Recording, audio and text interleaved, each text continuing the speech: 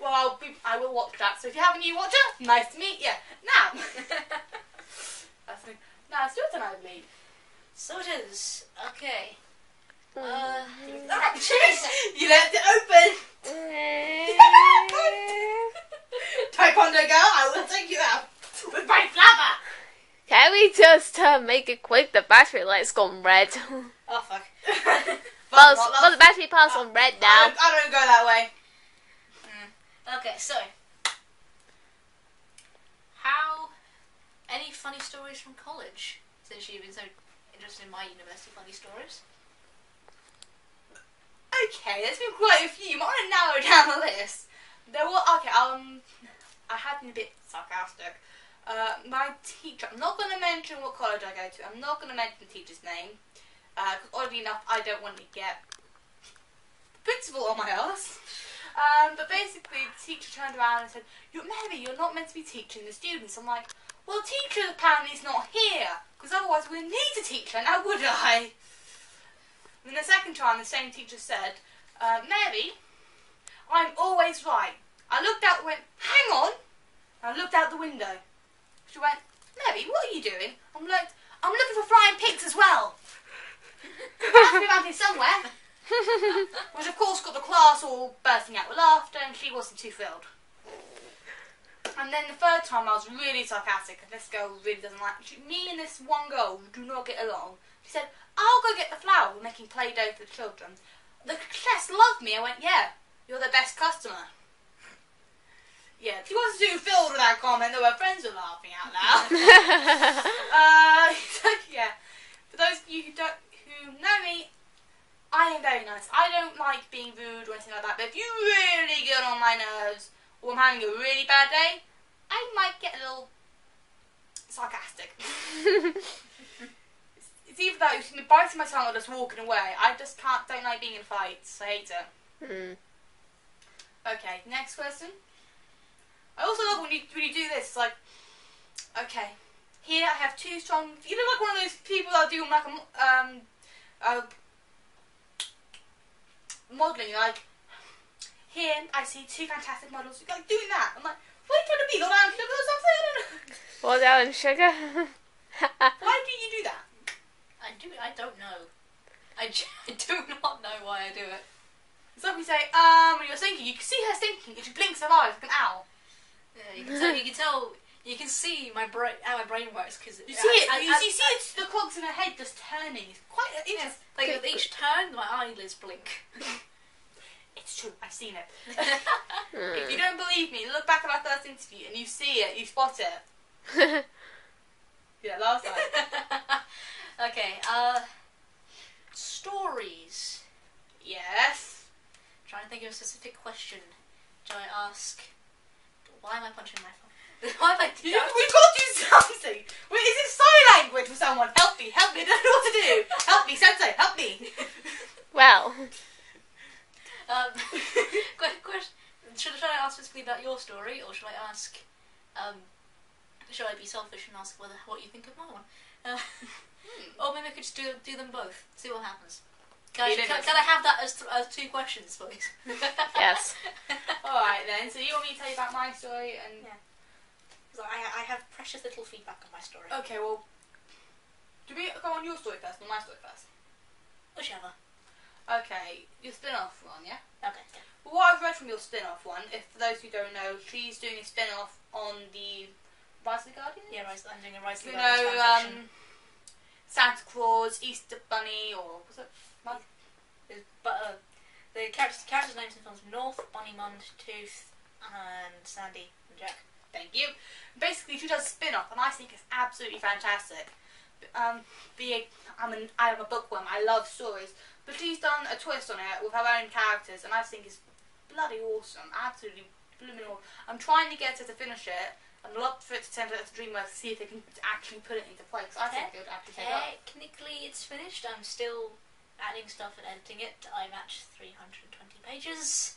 But I think you should give it to DreamWorks and you should see if it takes off or not. Well, you won't know unless you try. Well, anyways. There are lots of people with just as good ideas as me. Like Maddie Moore, who wrote Shift, I think is just as There's just as good a chance of getting there. Has a much better idea than me in terms of canon characters. Well, at least you can try. You never know. They might like yours. But I think the idea with my one is that it sort of opens up the world. If that makes any sense. Yeah. It's like if people watching know Pokehumans, it's sort of similar to that. Like you can have your own character in there and have their own story in it. If that makes any sense. Basically, also about descendants of the all the main characters from the Rise of the Guardians. Yeah. Them having family and friends, and them having normal people basically having their powers, isn't it? Yeah. It's like descendants of North. And you also have descendants of the bad guys, and there's like so not only is it Rise of the Guardians having their fight with Pitch, there's also their descendants having. Yeah, it's like tumble. The idea is that the conflicts mirror each other. Whilst the Guardians are fighting Pitch, the descendants of the Guardians are fighting you descendants do of a Pitch. quite good twist of it. You have one of the Dark's descendants, Penelope, and she's a Dark Pitch descendant, but she's good. She's actually good friends with your main character, and she actually joins you. She dies, doesn't she? Trying to help you lot, Yeah. the good side, which I think is a fantastic twist because it proves there is something in Pitch. It might not be in Pitch, but at some point in time there was good in him. Yeah, there was. If you go back to the original source material, I'd love to see if you do a story saying why he's so dark. I'd love to hear why he's. That's canon. There is in the books, Guardians of Childhood. It is explained how Pitch came to be who he was. Nice to me. So how did he become so? He was. Well, it's difficult to explain with the battery running low. Basically, like there's this golden era in space. Yeah. Like extraterrestrials, if you will, but looking very human-like. And Pitch was, at the time, was called General Cosmonautus Pitchonaire, and he was in charge of guarding 1,000 feelings in this massive prison, and he was very dedicated to his job. And he had a locket of his daughter, I think called Emily Jane, I believe, and he stood vigil guarding these feelings for God knows how long. And eventually, the feelings got to him by imitating his daughter, and saying, and sort of begging him to let them out in the voice of his daughter. So, Cosmonautus panicked, opened the door, and then got consumed by feelings, turning it into pitch black. Interesting. But how would feelings turn someone dark? Feelings. Oh, fear. Yeah. So it consumed him. Yeah. I see. I would love to. But where's his daughter then? Does she not know where he is? She's Mother Nature. Interesting twist. I would never have guessed that. Anyways. Shall I speed it up now? Okay. On to the next question. You were asking about my story. Do you want to pinpoint what you want me to talk about my story? That's how you think it's going so far. This is her own original story about pirates. Yes. Basically, there's a lot of stuff. Pirates of the Caribbean and stuff like that. And I just got into it because you don't really hear a lot about female pirates. Even in the Pirates of the Caribbean, the first one, it starts with Elizabeth, but then gets taken over by Captain Jack Sparrow, Johnny Depp, legend. But the other main characters, you're like, okay, there's not really a lot about the female pirates here, and I think it's a bit sexist. Because in actuality, female pirates were just as cool as men, and they were just as good. Yeah.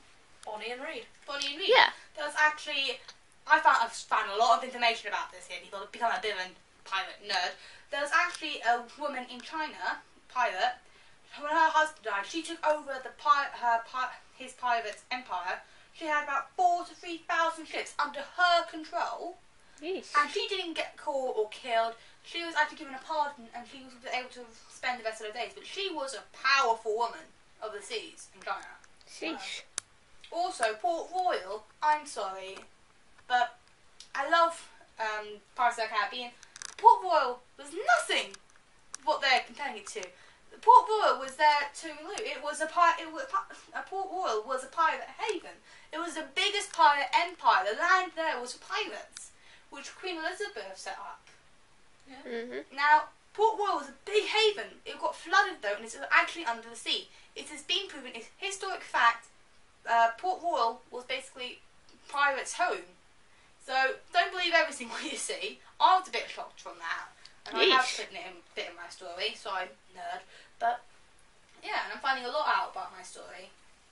But I'm guessing you'll have to read my story to find out, and hopefully I get finished. Yeah, it's like, I do believe you still want me singing that bit, don't you? I do. I want them to sing it so they can have the. Basically, where you go ruin it for them. You will have to get a book.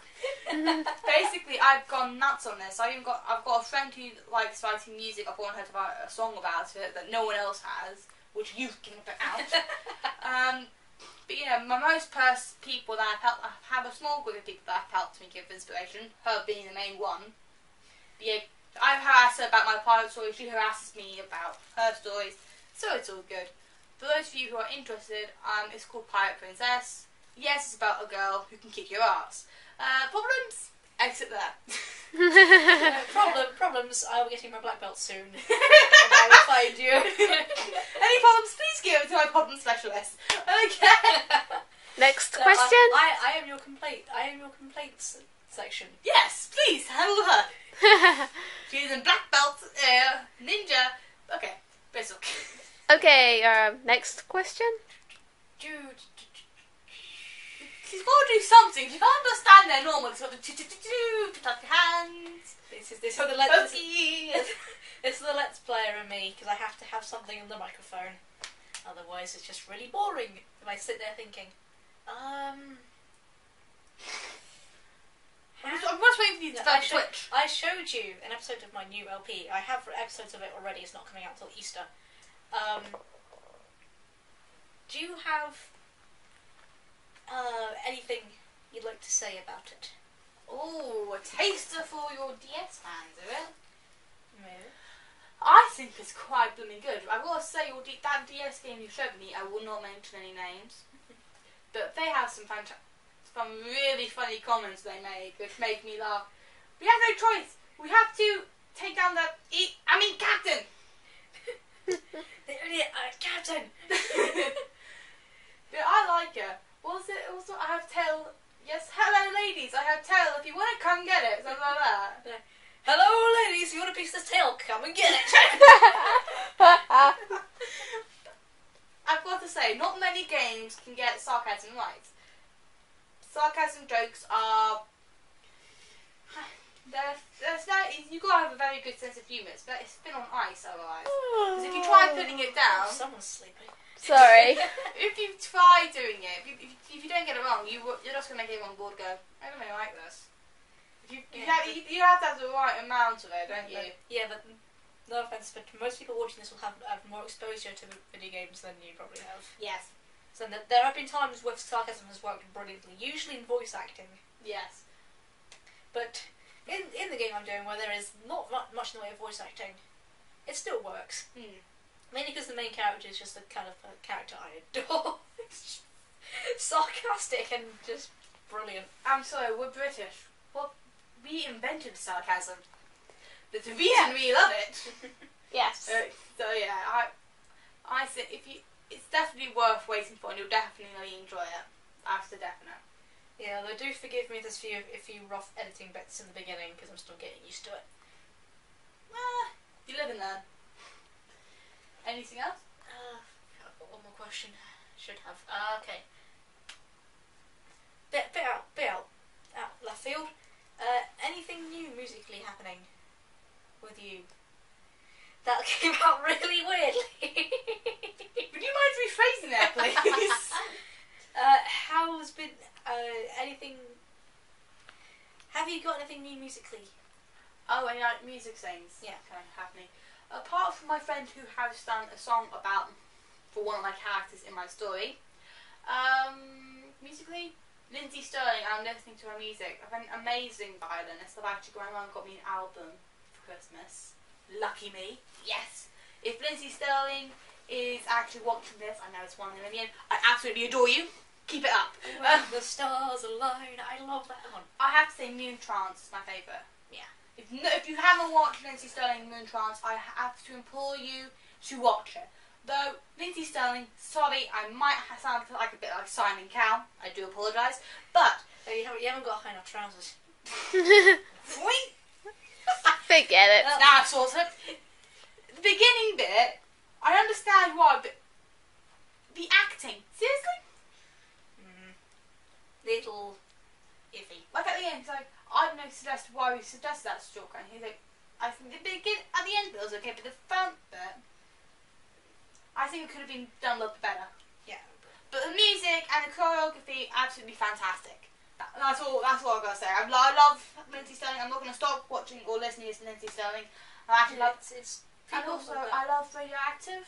Oh, the Radioactive cover. Yeah. Who did she do that with? She did that with... Pentatonics. Pentatonics. I also adore them.